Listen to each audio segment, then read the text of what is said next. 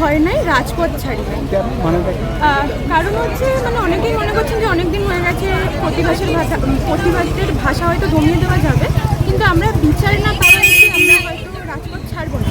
যতদিন না জাস্টিস পাচ্ছি আমরা এইরকমভাবে প্রতিবাদ চালিয়ে যাবো জাস্টিসের আশাতে। আমরা জাস্টিস পেলে হয়তো পরে ভেবে দেখবো, কিন্তু আপাতত আমরা প্রতিবাদই করেছি। আমরা যেরকমভাবে ধরুন আমরা আজকে সমস্ত স্কুলের প্রাক্তন স্টুডেন্টরা রাস্তায় নেমেছি, আসছেন হয়তো ওরা মিছিল করে, এখানে সবাই জমায়েত হয়ে আমাদের একটা সভা টাইপের কিছু হবে। আর আমরা এরকম দিনের মানে রেগুলার বেসিসে আমরা এরকম রাস্তাতে লিখে কিংবা গ্রাফিটি লিখে প্রতিবাদ জানাচ্ছি। যতদিন বিচার না পান কিন্তু আমাদের এখনও মনে হচ্ছে যে দুজন অ্যারেস্ট হওয়ার পরেও এখনও অবধি কোনো মানে আমরা দেখতে পাচ্ছি না আশার আলো যে হয়তো আমরা জাস্টিস পাবো কিনা, কারণ সেখানেও এখনও দেখছি বিভিন্ন রকমের চলছে। হয়তো সিবিআই তদন্ত করছেন, আমাদের আশা আছে ওনাদের উপরে, কিন্তু তবুও যতদিন না আমরা জানতে পারছি যে ইনি প্রকৃত দোষী ততদিন আমাদের সুপ্রিম কোর্টের সেই ধর্ষকদের বাঁচানোর জন্য অনেক উকিল দাঁড় করানো হয় রাজ্য সরকার তরফ থেকে। এই জায়গাটা আপনি কী বলছেন? এই জায়গাতে আমার কিছু বলার নেই, কারণ আমরা তার বিরুদ্ধেই রাস্তায় নামা আমাদের, যে আমরা মনে করছি যে উনি যে কাজটা করেছেন সেটা মুখ্যমন্ত্রী আর আমাদের পশ্চিমবঙ্গে।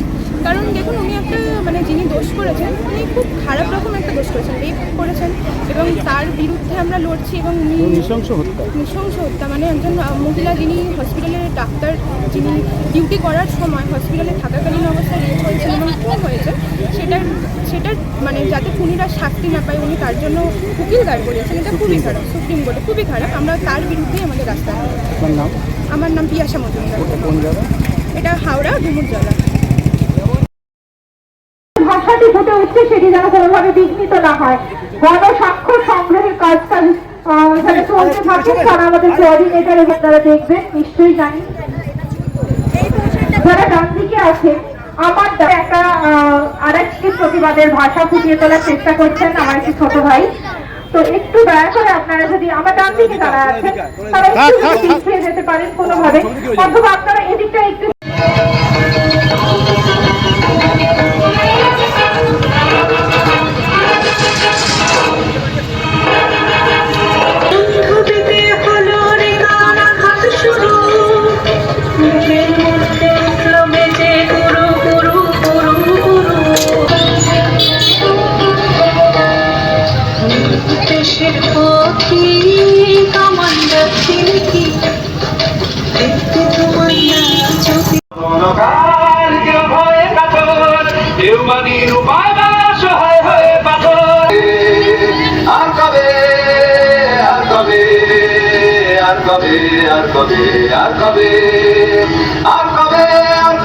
কণ্ঠশক্তি পাবে আর কবে